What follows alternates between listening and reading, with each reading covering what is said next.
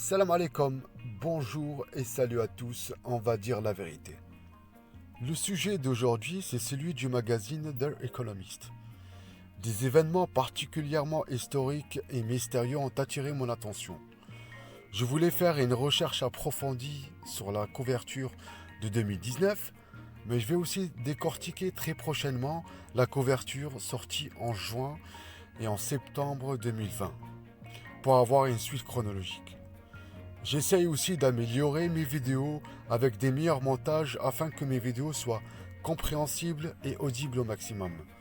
Je vous avoue que c'est un réel plaisir de le faire, même si ce travail me prend pas mal de temps. J'espère que le contenu va vous plaire, j'ai essayé de réunir un maximum d'informations.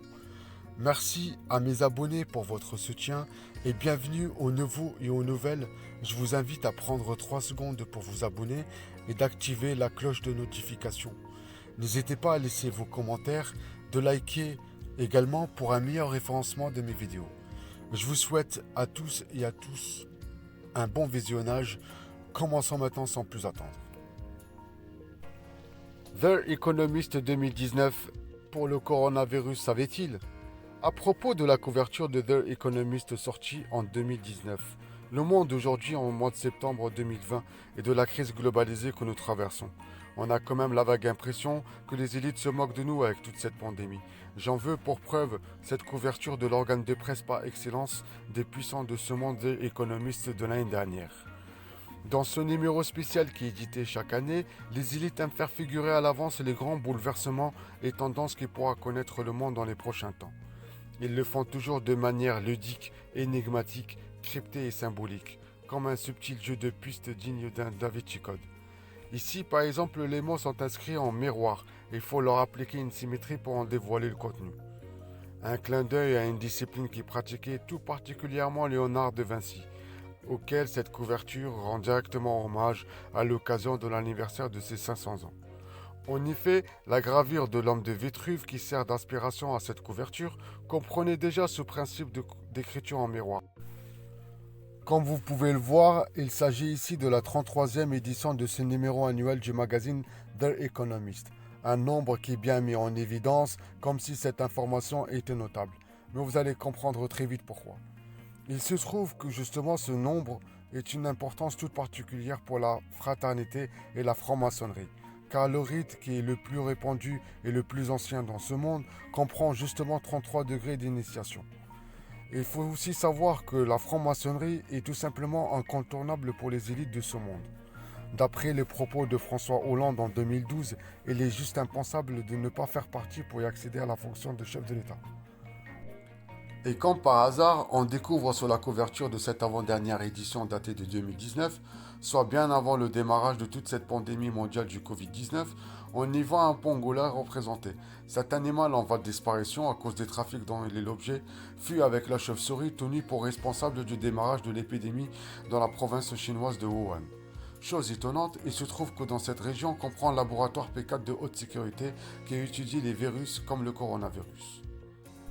Il fut inauguré en 2017 par Yves Lévy, le mari d'Agnès Buzyn, le ministre de la Santé en fonction au début de l'épidémie, qui, devant l'ampleur d'un désastre sanitaire annoncé et d'un scandale d'État, a préféré démissionner pour refiler la patate chaude à Olivier Véran. Tout ceci est d'autant plus louche lorsque la toute récente déclaration de professeur biologiste et virologue Luc Montagnier, prix Nobel de médecine en 2008, pour sa découverte du VIH, qui a analysé le coronavirus en laboratoire. Il ne pourrait s'agir d'un virus naturel d'après lui. En effet, il a retrouvé des séquences du VIH dans le génome du virus. Tout porte donc à croire que ce virus soit directement sorti de ce laboratoire P4 de Wuhan, qui est justement spécialisé dans les tripatouillages et autres manipulations d'apprentis sorciers appliquant des coronavirus. Il aurait donc été relâché de la manière accidentelle ou même volontaire de cet laboratoire. On revient maintenant sur la couverture de The Economist. Observez bien au niveau de la figure centrale de cette composition, à savoir le célèbre homme de Vitruve de Léonard de Vinci, on pourra observer qu'il tient dans sa main un smartphone avec l'affichage d'un QR code. Or, il se trouve que ce système de scan, maintenant justement rentré en vigueur pour scanner et vérifier les dérogations, le déplacement des citoyens hors de leur domicile en période de confinement, vous vous rappelez de cette affaire. De plus, on pourra aussi s'étonner de retrouver une évocation des quatre chevaliers de l'Apocalypse.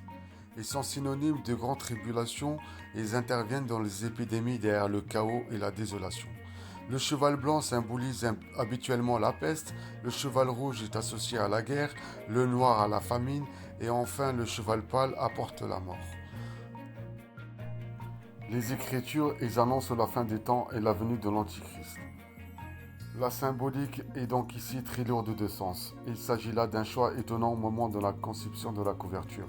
Lui laisser alors présager d'un avenir aussi sombre, mais qui prend tout son sens avec la venue de ce virus. Force est de constater que nous sommes désormais véritablement aux portes d'un chaos globalisé comme le monde ne l'a jamais connu. Le second cavalier tient dans sa main une balance tout comme le cheval noir des Écritures bibliques. Le cavalier, juste à sa droite, semble évoquer les États-Unis car il porte un casque qui rappelle la tête de la Statue de la Liberté et ses 7 rayons si caractéristiques.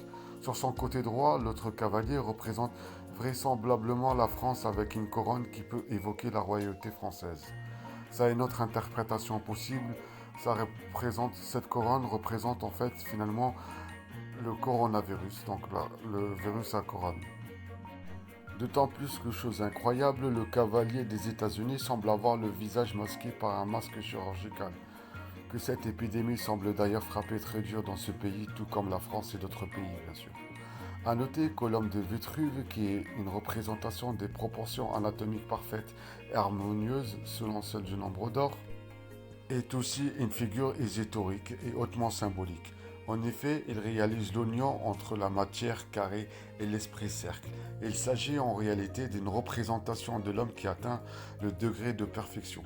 Encore un rapport avec la franc-maçonnerie, puisque le symbole par excellence des francs-maçons est le compas et l'équerre, deux instruments géométriques qui permettent de tracer le cercle et le carré pour créer l'homme complet et parfait, en suivant les illuminations spirituelles par degré de vers la divinité. En tout cas, dans cette version modernisée, l'homme si symbolique de Vitruve, désespérément rentré dans le matérialisme coupé de toute connexion divine.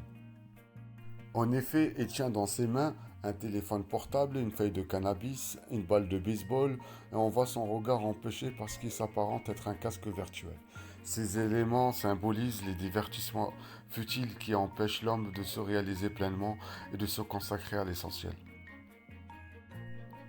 D'ailleurs, le monde dans lequel s'inscrit cet homme de Vitruve 2.0, qui dans cette célèbre figure symbolise l'esprit, est cette fois-ci représenté par le globe terrestre, ce qui nous ramène encore une fois à une dimension purement matérielle. D'autre part, l'homme de Vitruve tient aussi dans ses mains une balance avec des gens d'une part et d'autre, ce qui peut signifier que les élites qui sont frappées d'une tournure d'esprit, à savoir que Bill Gates et Warren Buffett cherchent à réguler la population pour trouver un point d'équilibre avec les ressources qui peut encore offrir cette planète. Cela peut aussi renvoyer au projet funeste inscrit dans le granit du monument de Georgia Guidingstone qui prévoit ni plus ni moins une réduction drastique de la population qui serait ramenée à 500 millions d'individus en perpétuel équilibre avec la nature. Équilibre avec la nature du pipeau bien sûr. Soit la formulation du plus grand projet génocide de toute l'histoire de l'humanité. Autre curiosité de cette couverture, on retrouve aussi la figure de Pinocchio qui pourrait bien être une représentation du président Macron car son visage lui ressemble vachement.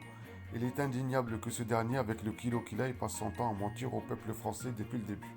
Ce politicien pantin de la haute finance et le jouet de ses maîtres Macron a été entièrement fabriqué. Autre détail intéressant à relever, on y voit aussi ce qui est d'après moi la reconnaissance faciale. Cette technologie se généralise partout dans le monde. Elle fait déjà son effet en Chine où les citoyens sont notés selon des critères bien dictés par le parti.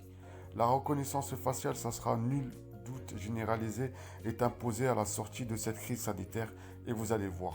Tout comme une probable vaccination accompagnée en prime d'une puce FRID qui regroupera toutes les informations essentielles de l'individu pour consulter son identité numérique.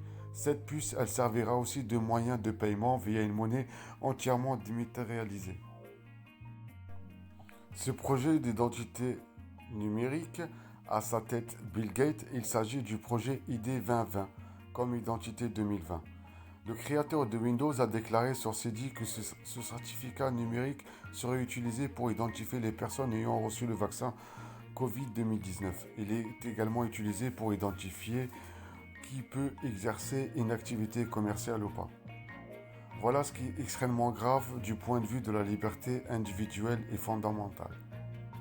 Ainsi, une coïncidence extraordinaire, il a participé en octobre 2019 par le biais de sa fondation Bill et Melinda Gates, un événement appelé Event 2001.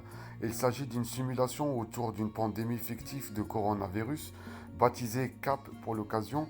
Elle se solde à une bagatelle de 65 millions de morts, l'équivalent d'un pays comme la France. Et comme par magie, 3-4 mois après cet exercice, une véritable épidémie à coronavirus se déclare depuis la Chine. A noter que ce n'est pas la première fois que ce genre d'exercice de simulation a eu lieu. Vous vous rappelez par exemple le cas pour les attentats du 11 septembre. Donc pour résumer, c'est le gars qui a eu sans cesse de prévenir d'un danger potentiel qui est maintenant une solution avec le développement d'un vaccin. A noter, pour tout ce qui est dématérialisation de l'argent liquide vers une version numérique, elle a déjà été annoncée dès 1988 dans un autre magazine de The Economist. Cette couverture représentait la monnaie d'échange mondiale du dollar, en train de brûler et partir en fumée sous les pattes d'un phénix. Cet oiseau mythique symbolise la mort et la renaissance. On peut donc penser qu'il s'agit là de l'évocation de la fin du système financier globalisé tel que nous le connaissons actuellement, qui arrive à bout de souffle, qui sera emmené à mourir pour renaître sous une autre forme. Cette épidémie du Covid-19 se soldera et poursuivra vraisemblablement par une crise économique d'une violence et sans doute plus grave que celle qui a ébranlé le monde en 1929, car elle sera mondialisée et interdépendante. Par ailleurs, on peut aussi voir une marchandisation des bébés avec le développement des formules de reproduction artificielle comme la PMA ou la GPA, puisque une cigogne vient apporter un bébé dans un colis qui figure un code barre.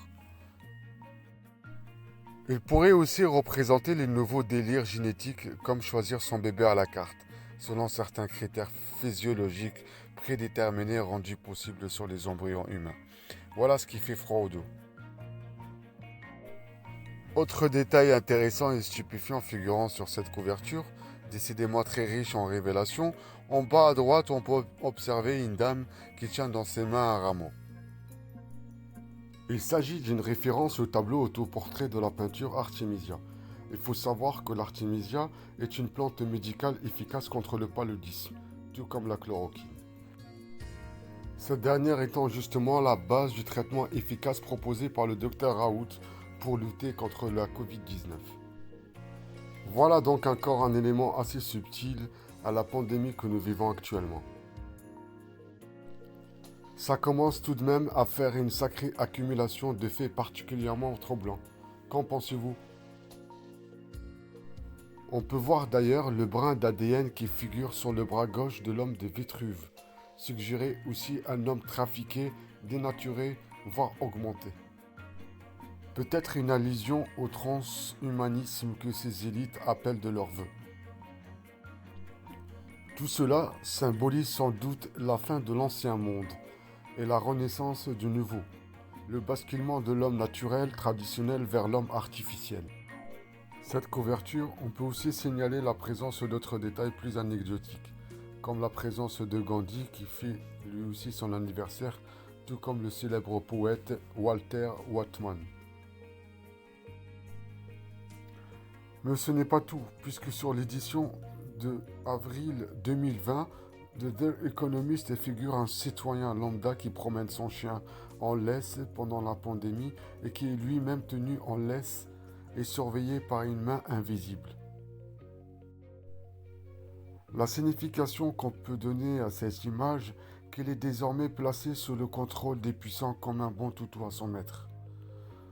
Voilà les amis, j'espère que cette vidéo vous a plu. N'oubliez pas de la partager au maximum autour de vous, de la liker. Prenez soin de vous et ainsi de vos proches et à bientôt pour d'autres vidéos.